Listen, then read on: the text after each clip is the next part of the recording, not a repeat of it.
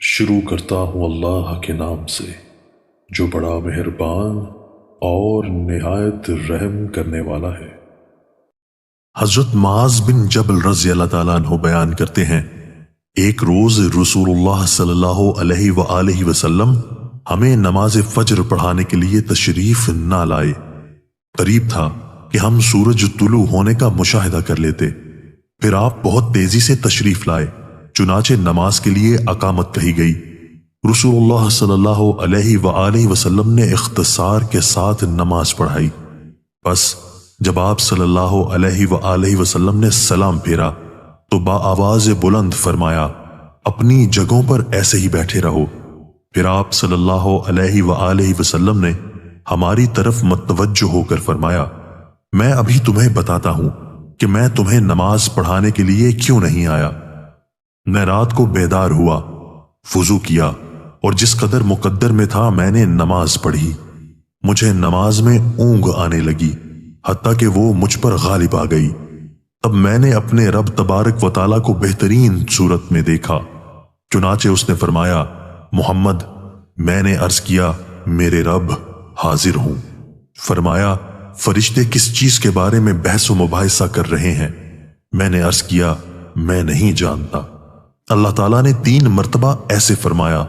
آپ صلی اللہ علیہ وآلہ وسلم نے فرمایا، میں نے اسے دیکھا کہ اس نے اپنا ہاتھ میرے کندھوں کے درمیان رکھا، حتیٰ کہ میں نے اس کی انگلیوں کے پوروں کو ٹھنڈک اپنے قلب و صدر میں محسوس کی، اور میرے سامنے ہر چیز واضح ہو گئی اور میں نے پہچان لی۔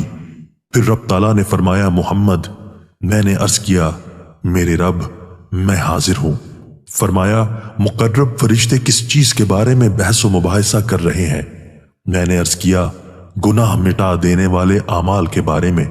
فرمایا، وہ کیا ہیں؟ میں نے عرض کیا، با جماعت نماز پڑھنے کے لیے چل کر جانا، نماز کے بعد مساجد میں بیٹھے رہنا، ناگواری کے باوجود اچھی طرح وضو کرنا۔ فرمایا، پھر وہ کس چیز کے بارے میں بحث کر رہے ہیں؟ میں نے عرض کیا، درجات کے بارے میں۔ فرمایا، وہ کیا ہے؟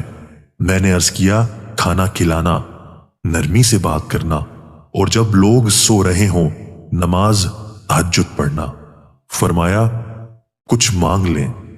آپ صلی اللہ علیہ وآلہ وسلم نے فرمایا، میں نے عرض کیا، اے اللہ، تجھ سے نیک اعمال بجا لانے، برے کام چھوڑ دینے اور مساکین سے محبت کرنے کی توفیق مانگتا ہوں، اور یہ کہ تو مجھے بخش دے اور مجھ پر رحم فرما، اور جب تو کسی قوم کو فتنے سے دوچار کرنا چاہے تو مجھے اس میں مبتلا کیے بغیر فوت کر دینا۔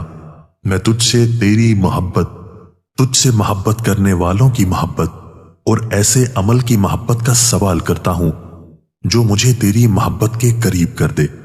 پھر رسول اللہ صلی اللہ علیہ وآلہ وسلم نے فرمایا، یہ خواب حق ہے، بس اسے یاد کر لو اور پھر اسے دوسروں کو بتاؤ۔